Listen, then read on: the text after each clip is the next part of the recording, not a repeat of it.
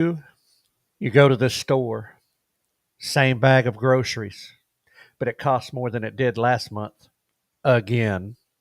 They say inflation is cooling, but your wallet didn't get the memo. If that's you this morning, I want to show you a different way to prepare. Not by chasing the next raise or coupon or trend, but by returning to something older than inflation itself.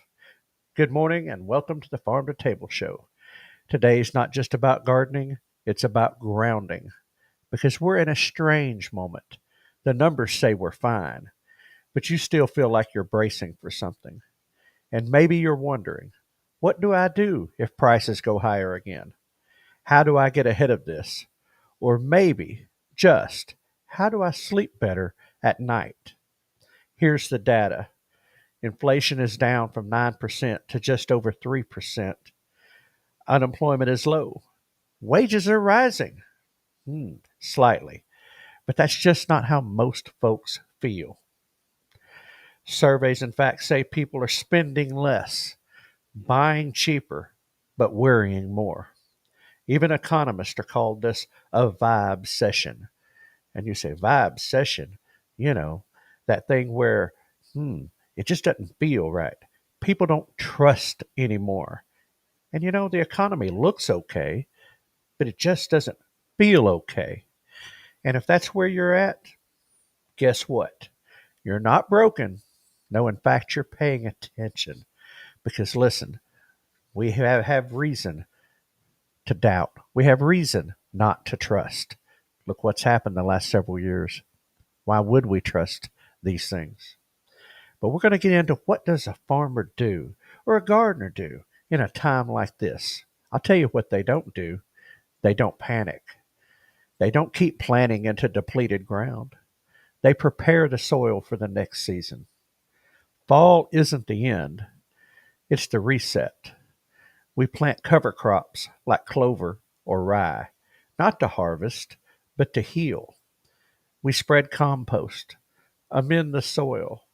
We build the roots of next year's security now.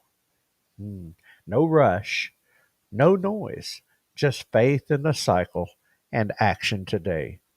And what if your life needs that same rhythm? What if this season, this anxious in between season, is your chance to prepare something deeper? What if you stop trying to out hustle the storm and just start rooting in? Hmm? Maybe that means growing your first tomato or composting scraps you used to toss. Maybe learning how to save seeds, just like your grandparents did. Hmm. Not because it solves everything overnight. No, because it builds something inside of you that inflation can't touch. Resilience, confidence, a different kind of security. Look, today we're going to show you exactly what to do, what to plant, how to feed your soil, and what compost really means. But before we get our hands dirty, let me leave you with this. You don't have to fix the world. And in fact, one would say we can't. But just because the ground that fed your ancestors, their reason is it's still here. It's still waiting for you, that ground, that same soil, that same dirt that has fed generations. It is still there for us. So let's dig in together. Good morning, everybody, and I hope that you. What now? I'm going to tell you what now. What now, bro? Hey, Good everybody. morning. Welcome into the show, uh, folks. As you can see, we're doing things a little differently today. We're trying a few things out, and hopeful that it goes well. I've enjoyed the first part of it so far. And bro, how's it going over there? You came in, so I know, right? I'm not going to hold my breath or anything like that. But hey, man, I'm feeling spicy, man. I feel good, good, good, all good, right. good. Well, I'm Yeah. still trying to get the cup of coffee to kick in. Well, it's late in my evening. I've had my second cup earlier in the day, and even took a little nap. And so we're pretty much ready to go. But you know what? I'm looking What? forward to this because we have got a packed episode this time. Right. Absolutely, we do. Absolutely. And I do want to take a moment just to say good morning to our tablers over in chat. Glad to have you over there. There is a poll over in the chat. If you haven't seen it already, there's a poll. Go ahead and Right. jump on that. Let us know. And, like I said, just want to say good morning. And y'all keep that chat rolling over there. So, anyway, so Yeah. back at it, bro. All right. So without further ado, let's get on with it. Let's do it, man. It's one thing to talk about being, preparing the soil. It's another thing to see how simple it can really be. Right. Because the truth is, gardening isn't just, folks with a lot of land and a barn full of tools. Sometimes it's as easy as a narrow strip of soil, a few starter plants, and a willingness to try.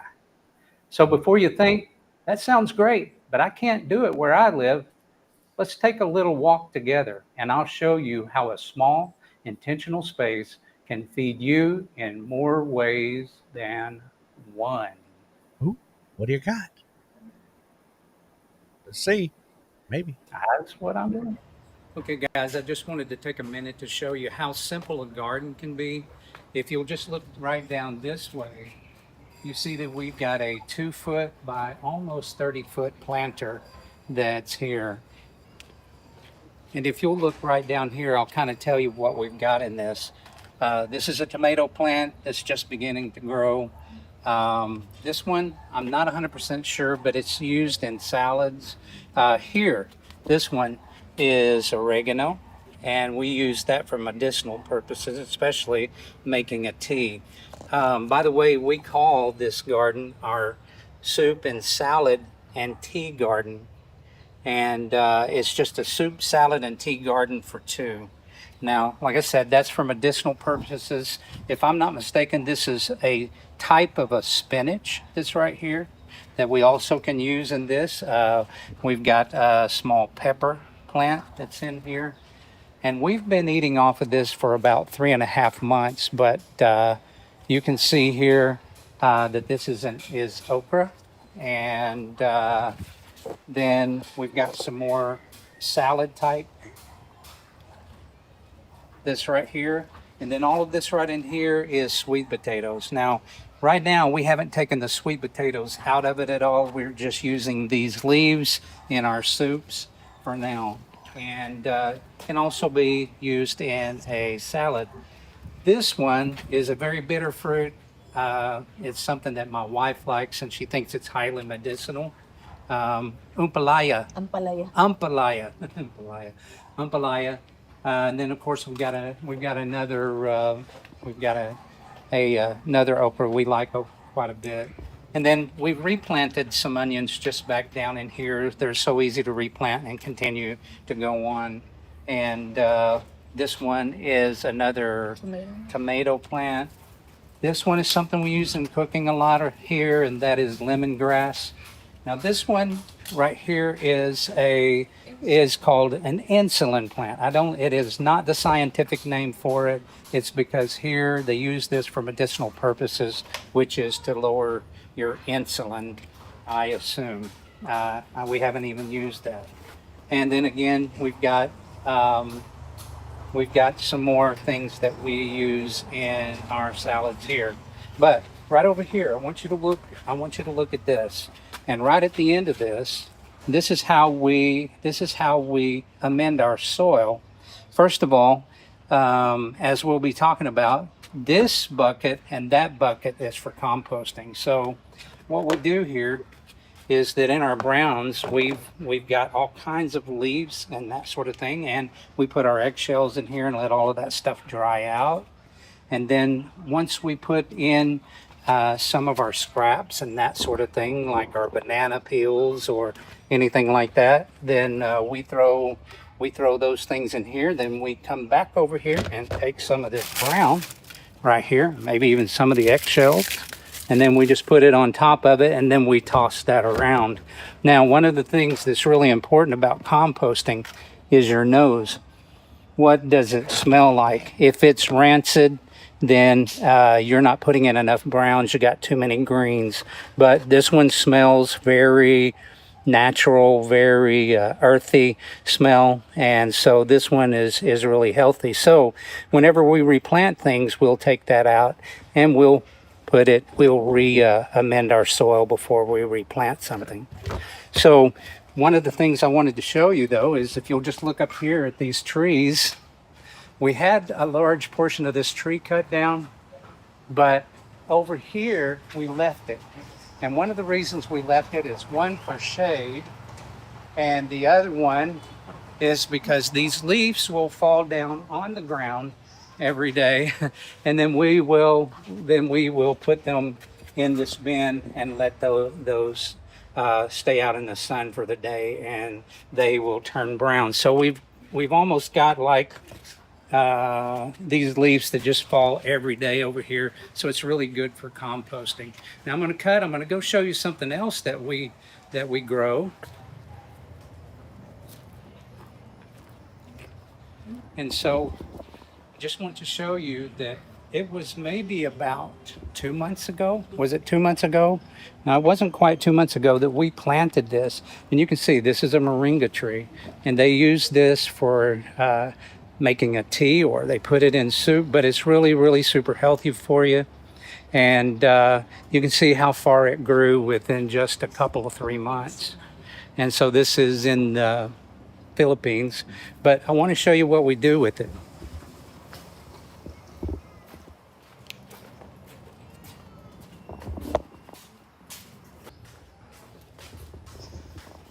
So right here, you'll see that this is a basket that my wife puts the moringa on it to make her moringa tea, and she dries that out. Once she allows that to dry, of course, she'll take it and she will strip a lot of these leaves off of there, like that. And once she's got those all stripped, she'll leave it in the sun and outside until all of that dries. And then once she gets all of this dry,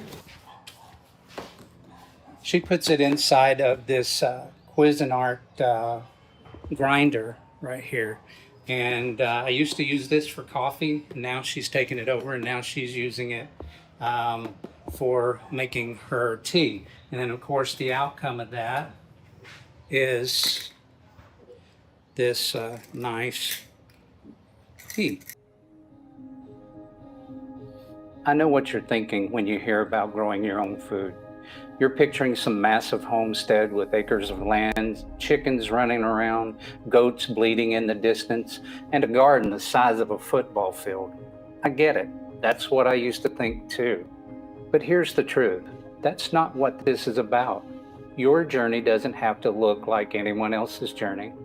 Maybe you've got a tiny apartment balcony or a small backyard, or even just a sunny windowsill. That's your starting point, and it's perfect. Look, I'm not your typical homesteader either. I don't have it all figured out, and I'm learning right alongside you. This is a personal journey, and there's no one-size-fits-all approach. Your circumstances are unique to you, and that's exactly how it should be. What matters is this simple idea. Everything you grow or raise makes you a little less dependent on those big centralized food systems. Start where you are with what you have. Got space for one pot? Grow some basil. Got a yard? Try a few raised beds. The point isn't perfection, it's progress. And when you grow what you eat, you know exactly where it came from and how it was grown. No mysteries, no wondering what's really in your food. This journey is about taking back some control, one plant at a time. You don't need acres, you just need to start. And remember, don't overcomplicate it. Here's to your health.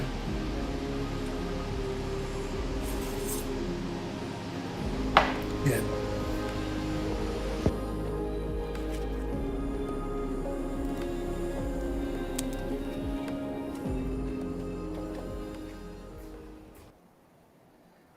Wow. All right. So there it is.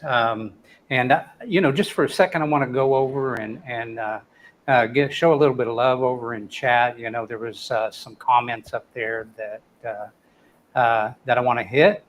Okay.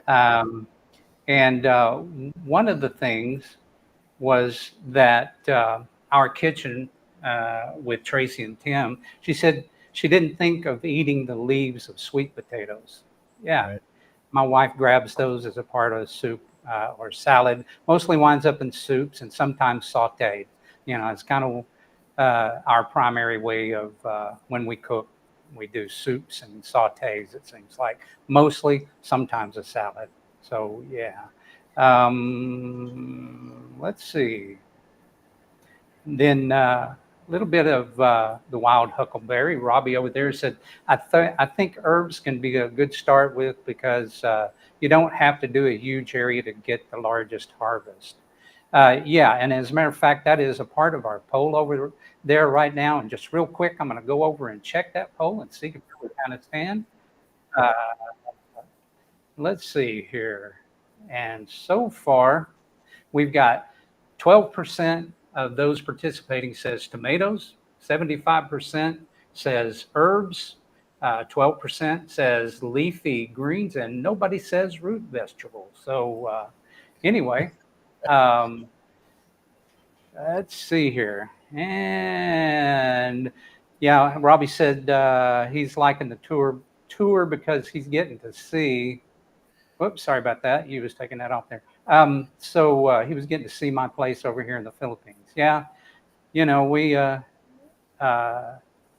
don't show it off very much, and maybe that's mostly my fault because I haven't taken the time to go out there and do it. But anyway, yeah, I mean, you know, it's a very simple thing that we do with our gardening here. So and this is Terry with TNT says, true. In my first apartment, I grew just a couple of things on the patio.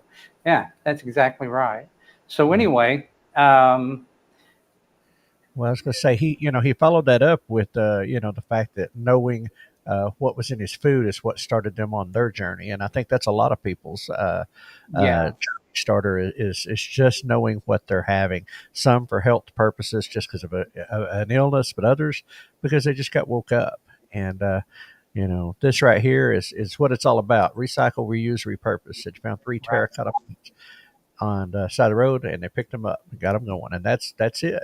Those great finds like that. And those are ways that we can beat that old inflation number. All the time. right. And I'm glad you said that because, you know, one of the things that I want to convey to people, you know, both the tablers over there, but also anybody who may be watching this new, you know, besides not complicating it, is just how good it makes you feel to go out and pick it. And you can talk about the taste, you can talk about the nutrient density of it, and all of those things, and those are all perfect. But I'm going to tell you a little thing about how I feel. But I'm going to start with telling you how I feel when I walk in a grocery store and I buy something like a tomato that don't taste all that good, but I have to pay an expensive price for it, whether it's meat, tomatoes, whatever it is, the price of eggs, that sort of thing. So when I walk out, I'm not feeling so well. And it's because of the inflation that we've seen that's been kind of hyperinflated over time. And so when I think about it and I'm walking out, I'm a little bit not in a good mood about it when I have to pay that price. And I'm thinking, it didn't have to be this way. Right. Did not have to be this way. And then you ask, well, what in the world causes the inflation? Well, I don't know if anybody's heard the definition like this, but this is the way I understand it. It's too many dollars chasing after too few goods. Well, how did we get so many too many dollars? Yeah. Government spending for everything that they want. And how come that it caused inflation? It's because they printed those dollars and they spread them all over the place, all the way around the world. So now we've got a whole lot of dollars chasing after too few goods. All right. Right. So in a lot of ways, that's just kind of a tax on the people, It is. right? And they didn't even call it that. It's just they call it inflation. So anyway, I digress. Let me get back into that. But I'm, so every time, just to finish this thought, yeah. every time I go out to the garden, it makes me feel good because every time I clip something out of that garden, I didn't have to pay for it. Right. I didn't have to pay taxes on it. And it makes me feel like I'm taking back just a little bit of control of my own life.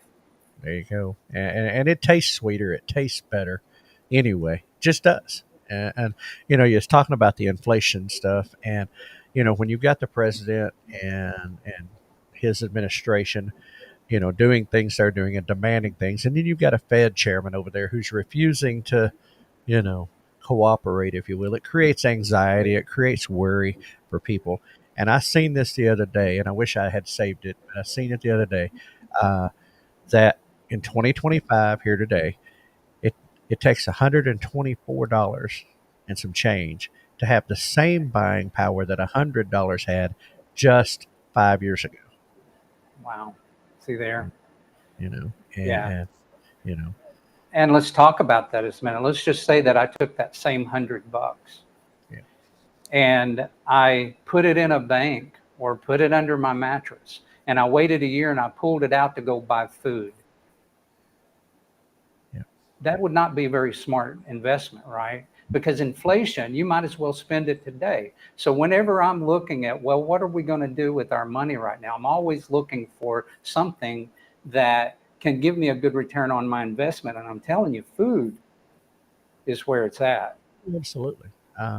I read this several years ago, and it made so much sense. We buy insurance for our health, or we buy life insurance. We buy insurance for all these different things, right? And we leave our money sitting in a bank earning nothing. And in fact, it's going out more than it's coming in most cases.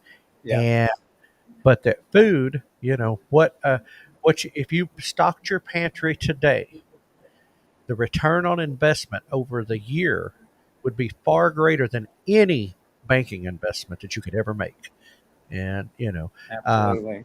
by the way, I want to take a good morning, Scotty. It is good to see you in, buddy. Uh, Yeah. Welcome back, Scotty. We missed you, man. Oh, did I yeah, say that out loud? hey, right. I hope the move is. I know you're still probably unpacking and figuring it all out, but hope you were able to get it done, and hope you and Karen are doing well. And welcome in, Lynn Farm Okie. I do want to take a moment to say it. Welcome in. I did see the comment up there about Yeah. having a hard time with tomatoes and going with herbs this year. So yeah, so Yeah. we see Exactly that. right. Yeah. And but Terry hit it right here on the head right here with if you're not making 25% interest, inflation is beating you. And so yeah, That's insane. and nobody's getting 25%. I just got my 401k quarterly report yesterday, and my earnings for the quarter was at 8 point something percent. So yeah, no, it didn't beat the inflation. Right. Yeah, Yeah, that's right. So anyway, it's just some food for thought for people to think about, bro. About yeah. how inflation is and what we can do because it's real. It's real.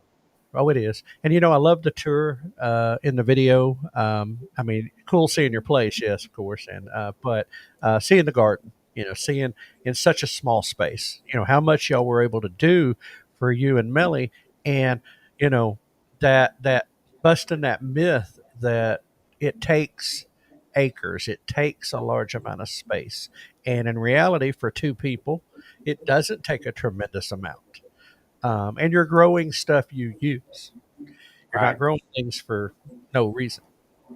So I Yeah. The mean, other thing the other thing I'd like to kind of address real quick is that's extremely low maintenance. yeah, We don't spend a whole lot of time weeding that. right, There is, a few, sometimes when we walk across it and just kind of look at what's going on there, we'll see a few blades of grass here and there, and we'll just pull them and throw them in the compost bin and roll on. But it's just extremely low maintenance.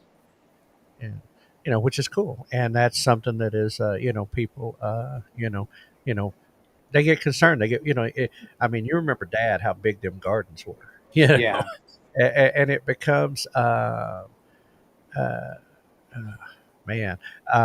So I mean, it totally changes. It was too big. It was too much. And it took all this work to maintain it. When in reality, we could have done with a fraction of that garden, you know, and I Oh, think that, yeah, definitely. we Dad got rid of more than we ever consumed, but Yeah, uh, and listen, I really admire people who can do that, and yeah, I really admire because they generally, just like our neighbors back then, they would share out of their garden every year their abundance, overabundance of what they had, and yeah, and I totally agree with that. a lot of people have benefited from those gardens back in those days. Right. And Lynn from Farm Okie, she's asking what time is it in the Philippines? And right now it is 8:25 p.m. So it's on my Sa- evening here. Yeah. on Saturday. Thanks for asking. Yeah. Yeah. And And Scotty, brother, we're gonna keep praying for you, man. You know, um, on that, it says here that they never got the house. They backed out the day before, and so we're his brothers for now, back to square one, looking for a house. Man, I hate that for you, brother. I hate that for you and Karen. oh my goodness, that's awful. We're gonna keep Yeah. praying for you, brother, and Yeah. with that. Yeah, for But anyway, sure. uh, And for those, the people that's new here, the people that's over in chat, we call them our tablers, and they're like family to us. yeah, We connect and we grow, all the time. That's what we're here for. right, And taking care of our people over in chat is really important to us. right. So, But we try to keep up with what's going on in their lives, right? And yeah, Scotty Boy is really important. He's normally here to turn the lights on. right. But anyway, so we like to keep up. But anyway, so bro, before we move on, Hmm. everybody, what do you think of the new addition above my head here? Yeah, Oh yeah, yeah. it is the But farm to table show light. yep, Yeah, we're moving on up, man. Man, oh man, here that's in definitely, bro. That's definitely going to get us more subs, more views, and everything else. So right right here is the boxes that has yours and Mr. P's lights. So right, so I'll have one behind me when I get back to the U.S. yep. Also. Uh, Yeah. so Thank you, bro. I appreciate that for surprising us with that thing. yeah. I didn't know about it. Yeah, Yeah. that's so anyway, yeah, and if anybody's the gentleman that made those for me is in Kansas, friend of a friend kind of thing, and anyway, he is a, disabled Marine, and that's how that's part of how he makes his income now is making those signs. They do sports team sign. They do all kinds of stuff like that. But anyway, so I reached out to him, sent him the logo, and he made us those cool signs. Well, man, So, I appreciate the sign, but that makes me feel even better that we're supporting a vet. That's yep, awesome. absolutely. So anyway, and yeah, so that anyway, cool new addition to the farm to table set here in here in Arkansas. So Yeah. so Yeah. So I guess we need to kind of warm up for this yeah, next segment we're we going to got to go into. them ready. We got to tune them up for it. We got to get them ready. So, Yeah, so it's one of my favorite parts of what we do now, or it has become a part of my favorite part. The right. way that we see it, and thanks to Scotty for hashtag connect and grow, Yep. and we've latched on to that pretty much, like a crab, or a snapping turtle, Yeah. and we're not going to let go of it. We're going to take it all the way because we're that's what we've been all about. We just didn't call it connect and grow before, but that's Yep. what we've been all about. And so we're trying to make connections to where connections didn't exist before. And so we always say connect and grow with the farm to table show. And so heading into that section, how much time we got? We got about 30 That's seconds to do right that. about perfect to tune that up there. So All right. So first, before we bring him on, we're actually going to, I'm going to introduce him. And bro, if you don't mind bringing him on as soon as I get finished with that introduction, I would appreciate it. I'm ready to go. So All right. So, without further ado, this morning we are joined by Greg Duncan from Duncan Family Farm, a multi generational centennial farm tucked away in eastern Oklahoma. So, Greg and his wife Donna bring in a warm mix of humor, heritage, chickens, and canned potatoes to their growing YouTube channel. Where farm life is real, the snow ice cream is homemade, right? That's right. That's right. Um, and Greg, Donna, welcome to the show. Well, good morning. Thanks for having us. Absolutely. Yeah, so let me say that we're going to be talking a little bit about life on the farm and keeping family tradition alive, and maybe even get Donna to give us the secret to good snow ice cream. What do you think? Yeah, that'll be all right. You think we can pry it out of her tonight? Got, Absolutely. Yeah. gotta have snow first. Yeah. All right. Yeah. So Greg, Yes, sir. you know you're in the hot seat, right? Okay. Yeah, it's the way we open the show every time. So we fire a couple of rounds at you, see how you handle it. Okay. And so,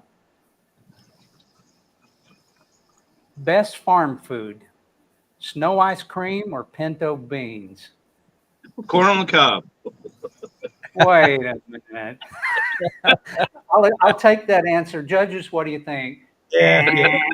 Sorry. Okay. Most unpredictable animals: chickens or grandkids? Grandkids. Grandkids are definitely Donna shook her head. more unpredictable. You didn't even hesitate on that one, man. So you brought a show and tell item. This is actually one of my favorite parts of this section is show and tell, because Okay. generally it brings out something. I want people to know who Greg and Donna are. And a lot of times, depending on what they pick, it really shows us a side of people that we don't normally get to see. Okay. So what you got? What you So got? what do we have? We just show it to you? Is that how this works? What you Oh, show yeah, us? show it. Tell us about it. It's show and More tell. about it, and All then show. right. Well, we're all about um, doing things the easy way. And my wife thought about this item and she said, why wouldn't that work? So I'm gonna let her show you and tell you about what we're gonna show you this morning because we think it's a great hack to doing the farm stuff. So we're Okay. gonna do our best to show What you it to got? you. This Ah, is cool. a food Okay. processor, okay? The reason I got this food processor is we have all the soil that we put our seedlings in and such as that, and we have it left over at the end of the year, and I didn't want to throw it away. But it's too big for seed starting the next year Too because hard. and too hard and stuff. So I was at a yard Hmm. sale and I seen this and I thought, ask him, I said, does that work? And she said, yeah. And so I thought, So I come home and put some dirt in this and ground it up. And it made the softest, finest dirt to start my seeds in. It chopped up the bark and stuff. So the bark's still in there, but it doesn't, it's not too big for my seeds. And so I just thought I would repurpose that and repurpose the dirt because that seed starting dirt is not cheap. No. And so I thought, well, I'll just make my own out of what we've already got. And so that's what I did, and it worked great. Right. Well, Wow. that's Hey, our item. hey, no, bring that back up. Bring that back up. Now bring that back up. Okay. This, Okay. Sorry. no, that's like what brand is that? Because that's like vintage. It's, it's a KitchenAid. It's a nice one, I guess. We've already got Yeah. one in the house. Well, I'm just looking at the button control and everything on it, and it's not digital and everything. It's the old style, No, you it's know, the old the old stuff. toggle switch and everything. Got the pulse on it. Yeah. Yeah, So yeah. yeah. that is totally cool. So taking a yard sale find and hacking that into a soil starter. There you go. So Yeah. Right. So totally. Bro, we I'm, have to amend the soil a little bit, however, depending on what you're doing and stuff. And it's saved us money, truthfully. I mean, soil maybe that you might just throw back out somewhere. It was made it usable again. Right. Yeah. So Terry over there said, I just told my wife to keep an eye out for an old one like that. They're out there. See, this is That what I'm talking about. Connect and grow. Okay, bro, I'm surprised you hadn't said it yet, because I've heard you say this 1,000 times about we were all about repurposing oh, old absolutely, stuff, on absolutely. the farm. And I that's a perfect example of that. recycle, reuse, repurposed. Man, that's my three Yeah. R's. And I'll promise you, I got a whole pile up on top of the property up here of stuff that if that's what it's there for. I don't know Yeah. when I'll use it, but it's there when I need it, and it's Yep.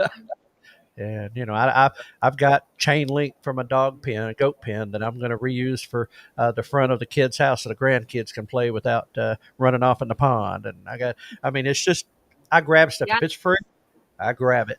You know, It's and it's a mindset. It's a yeah, mindset. You're Right, constantly looking for something that you might be able to use. right, absolutely. And right. so don't know It does a when. better job and it's quicker, makes your life easier, right? Mhm. That's Absolutely. great. Yeah. Yeah. Yeah. I Yeah. like it, guys.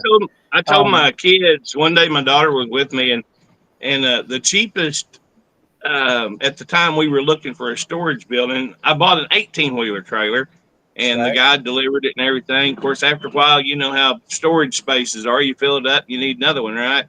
One Right. day we were looking for something, and my daughter was with me, and I opened up the back doors on that 18-wheeler trailer, and I threw my hands in there, and I told her, I said, "Look, honey, one day this will all be yours." Uh, oh no. uh, my wife she had probably a similar response. No, she told me, she said, you can't die and leave me with all this stuff to deal with. So That's yeah, what she Yeah, said. All right. yeah, Yeah. I I told her, I said, always worry just about call my that. nephew. Yeah. I said, just call my nephew and he will make it disappear. So yeah. There you go. probably be in the landfill, but he'll make it disappear. But So, Maybe. so Greg and Donna, I want to kind of turn this towards something just a little bit more historical, Okay. and I want to talk about how many generations has that farm that you guys are on? How many generations have been there? Um, in 1915, my great grandfather and his brother-in-law, his name was Whit McWhorter, and so we called him Poppy, my great grandpa.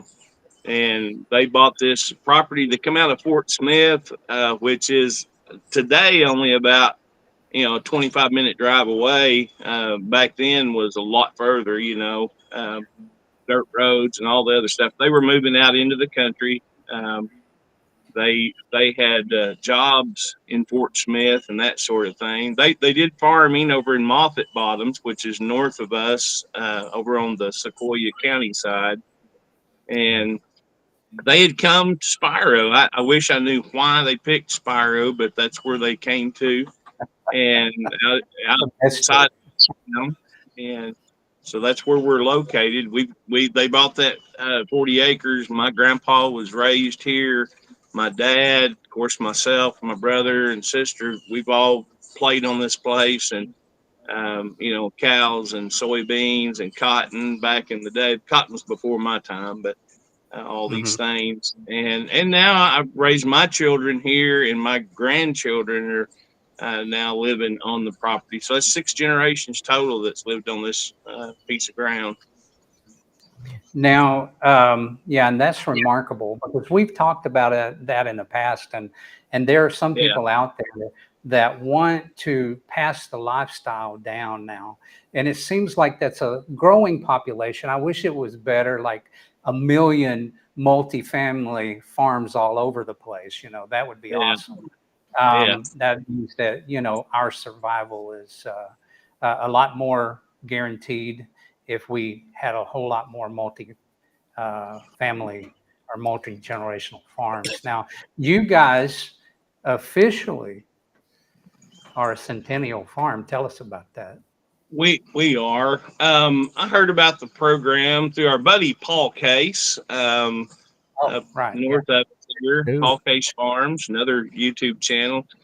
He had actually done it. I'd heard about it before then, and I saw, and asked him questions. There's absolutely no benefit financially or in any way. As a matter of fact, it costs you money. It's not much, but it does cost you. You have to pay to apply, and then if you get it, if you want the sign costs you money and all that stuff. You don't get any discount on your taxes or insurance or anything. There's no benefit financially. But the reason that we wanted to do it is to honor our ancestors before us and to kind of drive a stake in the ground, so to speak. In the Bible, they would build the little pillars of stone and say something about this land, dedicate this land. We wanted this to be that moment for our family that because we don't know what the future holds, other than we know Jesus is coming, and we're happy about that. But um, in the meantime, I, I want I want our um, generations to come to know that this was a big deal and that we acknowledged it was a big deal. And hopefully, even if the land is no longer in the family name someday, that they'll think back and say, our family was here and this is what our family did. And I think heritage is important in that passing it down. So we did it for that reason. And we did get on the front page of the Spyro graphic. We've made the big time. that's right. Wow. Eh, Yeah. that's the paper with color pictures. I mean, Yeah, that's that's right. That's the Yeah. page. When you get on the front page, it's color. So Yeah. That's right. Yeah. we are proud of that. Um, no, that, yeah. So let's talk a little bit about your grandparents, great Hmm. grandparents. Okay. Now, this was a way of life for them. It was same. Now, you said that they had jobs in Fort Smith, but they were gardening. I assume, and Yes. they were farming. And do you think that they knew that they were going to have up to 6 generations at that point? Do you think they believed it at all? Yeah, I think that's an interesting question, Keith. I think about that often. um, I can't go back and suppose my great grandparents. Um, Yeah. they died. My great grandpa died when I was little bitty, so I really didn't have a relationship with him. I remember him, but my conversations and stuff began with my grandparents, and they acknowledged that this land, and they tried to add to it. They bought more land during their time, and they added to that heritage gift as they Mhm. passed it down. I would get in my grandpa's old Ford pickup, and we'd drive around the place, and he'd talk about how times had been and what he did and how they all these things. Stories I'd love to go back and see again, but you can't. But it was Yeah. a special time in my memory. Him talking about how you could live here, you could build a house here, and they told us as long as you own this piece of property, you have a place to pitch a tent, you have a place to call home, you have a place on this earth, and it's important. And they drove that into our to my existence to Yeah. where that I know that. And truth is I've never in my life, my kids, my grandkids, same way at this point. We've never been at a place where we didn't have we could go out and do whatever we wanted in the world. We always had a place to call home, Hmm. and a familiar place. And so I acknowledge that that's different. My grandmother wanted us, she passed it down in a way through her estate plan, life estate to my parents, and then the land actually was divided up to the grandkids. So she made those preparations and stuff. They tried to teach us the ways. I remember, being in the garden with them and things like that, helping with the cows and all the stories about that. Just the things they tried to pass that down to us. I wish I could learn those lessons better. I wish I could go back and learn some of those things, and that's kind of what drives Donna and I and what we do. Um, you've heard me say before, we didn't set out to be homesteaders. We didn't set out to be preppers, but in the process of doing what we do, trying to be more like grandma and grandpa, because we see the value in what they did, it makes us like homesteaders, and it makes us like preppers. You know, we are preparing things. Another show and tell item is our quarts of vegetables and stuff. And we did not grow these, Potatoes. but yes, those are potatoes. We put up, how many did you put up this year?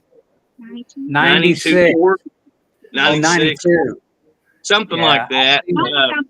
Yeah, you kind of lose track after a while, but it's important. You know, it's just important to teach those generations and pass it down. At least there's the knowledge there. We try to acquire. We don't miss an opportunity to buy a pressure cooker or a spoon or whatever it is, for the kitchen, that we would have enough that as our grandchildren get older, if to set them up and the ability to process and can food as well. And I think that's what my grandparents were doing with us. And I didn't quite catch on to it at a younger age. But Yeah. as I go back, that was their thinking. You were asking the question, what did they do? My grandmother was a nurse in Fort Smith. My grandpa worked a lot of different jobs. I remember him working at a chair factory over on Wheeler Avenue in Fort Smith. I know They that. worked at I know that chair factory, and I got stories. But anyway, go ahead. yeah, and they worked in the cannery and stuff. They didn't have a car, they didn't have electric, all these things. So many stories. They were not wealthy. They were working people. My great grandparents before them were listed as farmers and stuff on the census and stuff, but they did work jobs in Fort Smith all at the same time. It's a big deal.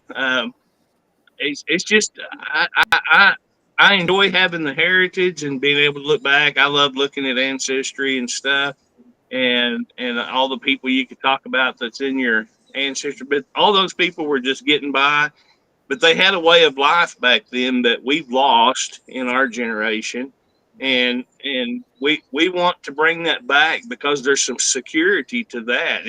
If you've got a quart of potatoes, that's a meal or two, and Yeah. if you know how to put up more, I mean, we had a friend that gave us a lot of potatoes this year, and I don't know exactly where they came from, but they came down through the church, and they were left over. Everybody had got all the potatoes they wanted, and we had this huge amount. And I told Donna, I said, "You want some potatoes?" And she said, "Yeah." And I said, "How much?" And she said, "Whatever I can get." Well, she didn't understand what she was about to get. She got a lot of potatoes, and so 90 plus quarts. yeah, we put up a lot of potatoes. But if the Lord gives you potatoes, you put up potatoes. That's And that's right. one of the lessons we want our kids to know. You don't necessarily have to grow these items. Now I know that we want the healthiest food, so it's better to grow those things. But at the same time, I would rather have these canned jar of potatoes as I would something from the store, the box store. And so, That's anyways, Greg, that's an inflation buster, and that's an insurance policy. That's what that it is. is. Yeah, Yeah. And so I wanted to just kind of go back a little bit and just hit on just a small topic.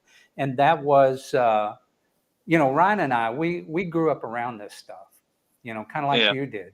But we yeah, kind of got away. Well, we got away from it. We went into yeah. the world doing our own things and things like that. And, and, but now, did you ever go through that period? Because you and I know we're real close to the same age. I think we're a couple of years apart on graduation or something like that, and at Spiral, because Yeah. we're, yeah, uh, Yeah, this is Greg, my well, this is a Spiral group here. So, but anyway, and so did you ever go through that phase like Ryan and I did, and then just come back to it, or were you just always there? Absolutely. As a young man, I went off.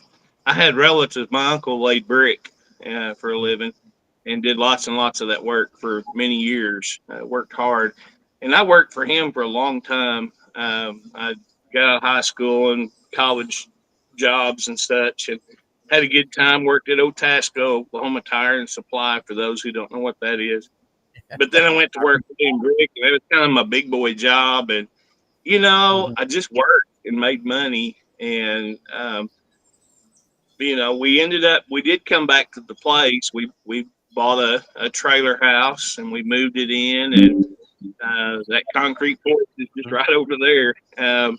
From that trailer, we had never moved that concrete porch out. My kids use it for a basketball court now. And but then we later on, a guy that we drank coffee with, that was a big deal growing up. The coffee shop at Sunset Corner, Yeah. Dean Harper. Oh You yeah. know that name, Dean Harper. Yeah. Dean Oh Dean yeah. was when he, of course, he'd been my Sunday school teacher and things like that.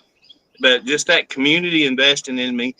He was also a realtor kind of guy. He would buy and sell properties and things, and had lots of rental houses. And he sold us a house and financed it to us. And we had the only kicker was this house had to be moved, and so we moved that house onto our Mhm. property. It's still here today. We live there with our family. Um, Mhm. I mean, that's how we came up. I did have a place to put that house, which was cool. But building that. Um, anyhow, that's yeah. We just kind of got into that groove of making a living, and we didn't Mhm. really.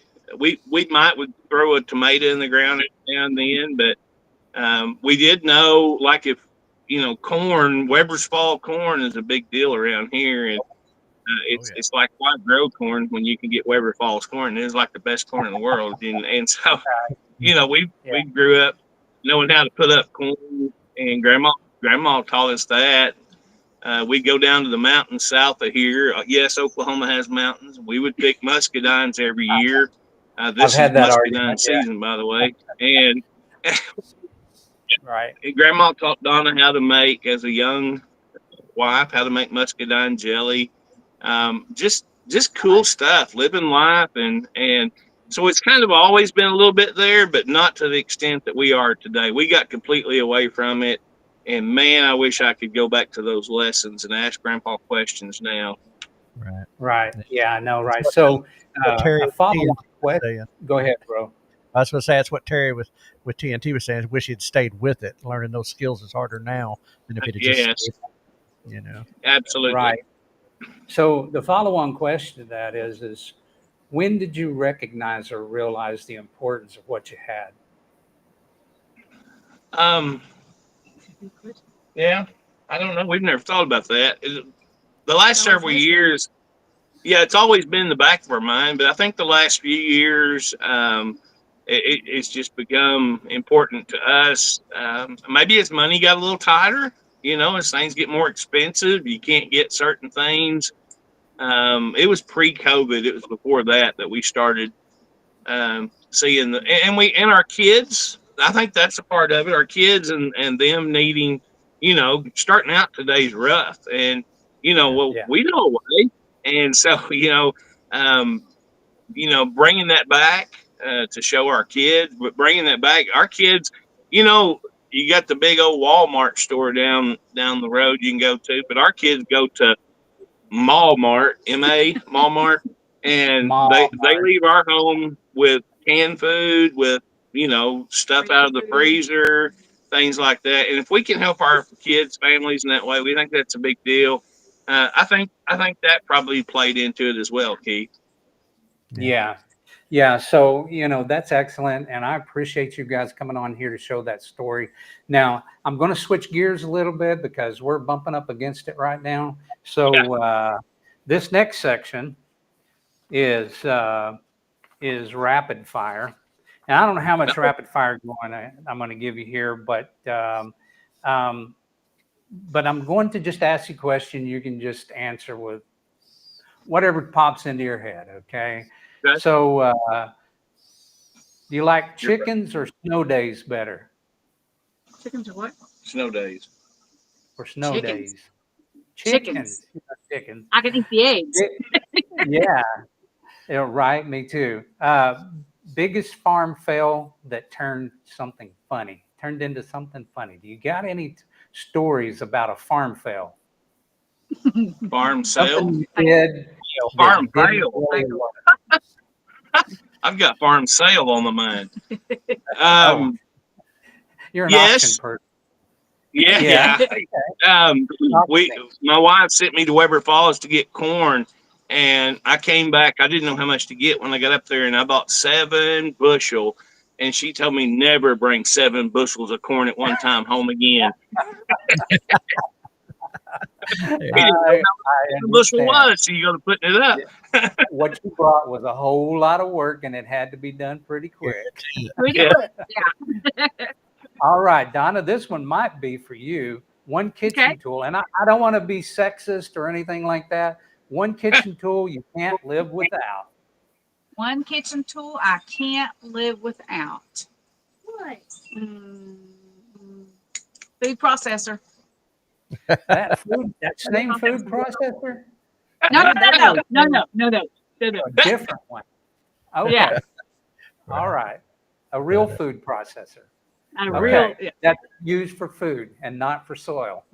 Yes. All right. I got that. Well, guys, listen, we got to wrap it up here. Greg, Donna, thank you guys so much Thank you. for We Thank enjoyed you. it. joining us We on the enjoyed Farm it. to Table Thank show. you. And Don't leave. Don't listen, leave. Don't leave. Okay. yeah, don't leave yet because this is your opportunity to tell people where they can find you. Okay. Well, Duncan Family Farm, 1915, YouTube. Yeah. We've got a new story to tell this morning, but I'm not going to give it away. You're going to have to watch the videos to see it. Right. Yeah. Don't give anything out here, you know. Nope. By the Link. way, I'll pin are you that link. we didn't have time to get into it, but we didn't get that snow ice cream recipe. Ah, Well, I hey, guess I tell here's you what what. I'm Just going to be do. sure. Okay. Here's what I'm going to do. They've got a video out there to where they're making snow ice cream, and I'm not We do. 100% sure if she gave you all the ingredients and I think so. measurements and everything that she used. But I know Greg was just standing back there licking his chops, waiting for it to be done while You she got did that all the right. work together. You got that Did right. she make you go out and get the snow? Yeah, he had to go get snow. Okay, well, I feel better now about that. So anyway, all right, I've got guys. a question before we So hand off. yeah, I got a quick yeah, question before we hand yeah, off because yeah. we know Greg's story because we know Greg and we know Duncan Family Farm story.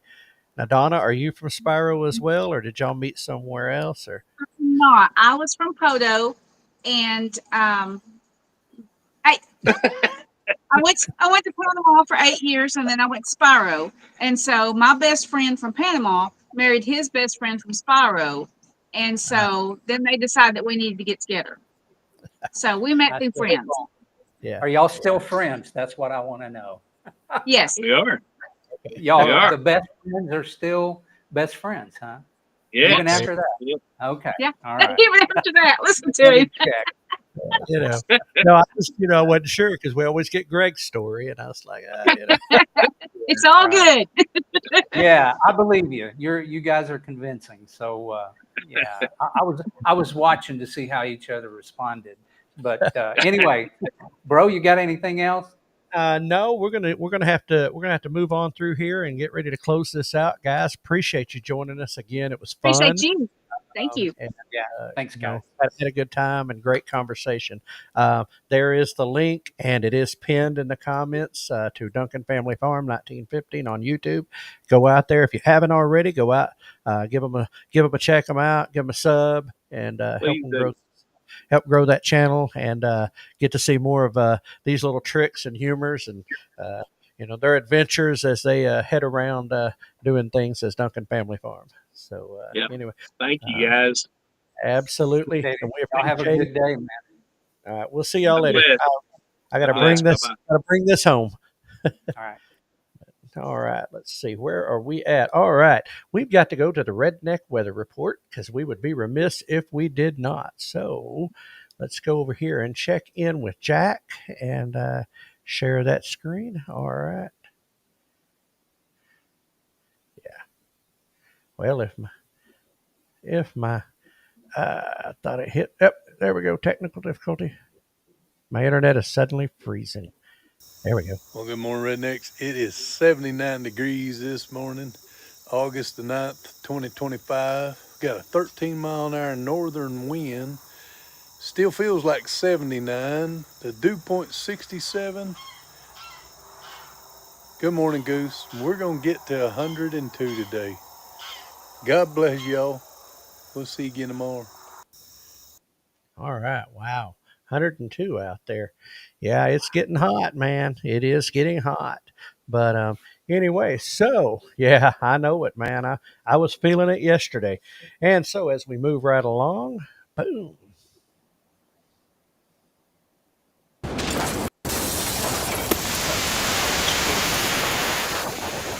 That is right. It is time for Brain Buster.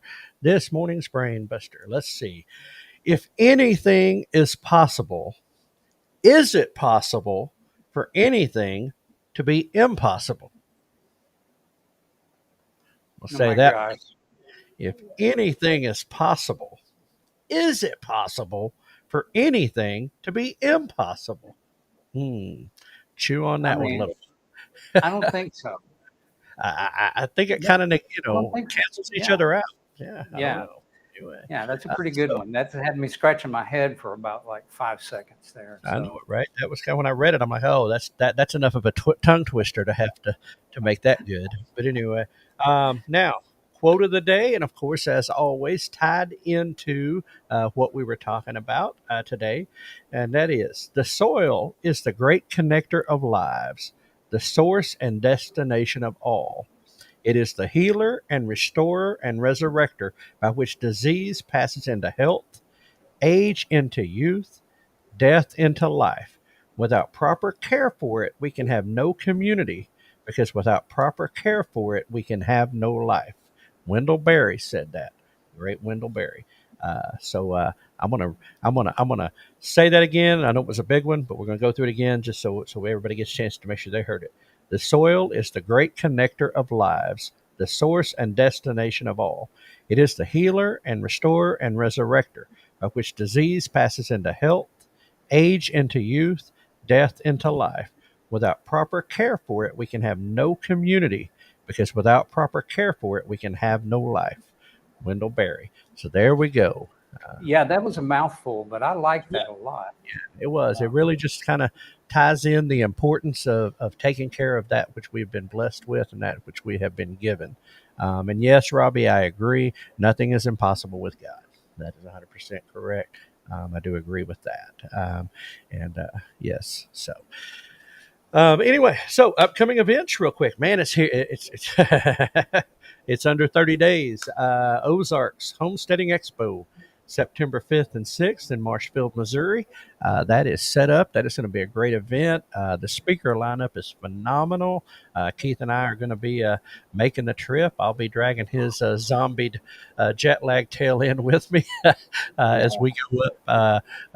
He will to the Ozarks and hang out with our friends up there, and looking forward to seeing as many as we can up there, and of course bringing you all these great interviews when we get a chance to sit down with folks that are up there and show you a little bit of what's going on. Yes, And we're connecting. making connections, right? That's it, right? Yeah. And Connect and grow, y'all. absolutely.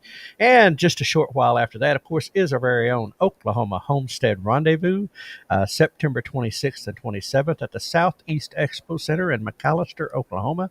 Again, that is going to be a great second year at that event. It is coming together. I encourage you go over to Oklahoma Homestead Rendezvous on Facebook or oklahomahomesteadrendezvous.org to check out who all is going to be there, to get updates. I know that they are putting the program together and are currently selling ads for that program. So if you want your YouTube channel or your farmstead or your vendor or whatever it is you have, if you want an advertisement space, they have those available. They're trying to fill those up as quickly as possible so they can get the program printed. But anyway, so you can go over and check that out on Facebook or on the .org. Chris and Dodge and the committee are doing a great job putting that together. And so it is looking forward to that event and its second year. And I tell you, there's so many things going on: music festival on Friday night, roundtable discussions, vendors, speakers. I mean, just a tremendous time lining up for that weekend.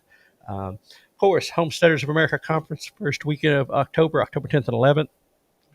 That one is sold out, but I will say that that is the granddaddy of them all right there. That's the one that kind of got all this crazy madhouse stuff started back a long time ago. But anyway, Amy Fuel and Company put on a great event, speaker lineup that is second to none. So keep your eyes out on that one. But yeah, if nothing else, go out and check out Homesteaders of America. They have a lot of events that go on throughout the year, and they connect a lot of people. So go check them out. Now, 2026 is already on the calendar. If you can't believe this, man, the events are popping up already. Okie Homestead Expo. Oh, wait, before we move, almost forgot. I've got it written over here. Louisiana Homesteader Conference, October 17th and 18th in Bossier City, Louisiana. That's part of the LSU Ag Extension that's putting that on.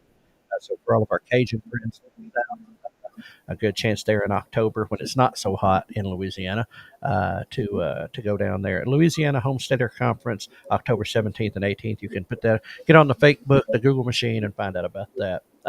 So on to 2026, Okie Homestead Expo, March 20th through the 21st, Mays County Fairground, Pryor, Oklahoma. They just closed up at the first of the week, their early bird special on also their VIP special. So you might check with them, see if they still have any VIP packages if you're interested in that. The tickets, as far as I know, when they get to full price, will still be $50 for the 2 days per person. And but anyway, more to come there. Again, that is going to be a great lineup as well there. You're number six, five, six. I'm losing track. Anyway, they've been going at it for a while, and they continue to build and make that better. 10 Killer YouTube Meetup, which was a blast last year. Lake 10 Killer, Oklahoma, April 17th through the 19th, 2026. And Mid America YouTube Meetup is going to Lake Texoma, Oklahoma this year, May 15th through the 17th, 2025. And I just had something pop in my head that I've got to get the dates so I can throw it in the list. Coming up in October, Pinecone Fest down in Texas. That YouTube meetup is going to be sometime in October. I don't have the information on it.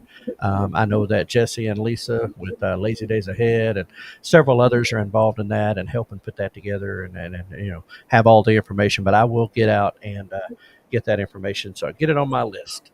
But it's a lot going on. We're not in an off season here. A lot. And so, bro, final thoughts on today.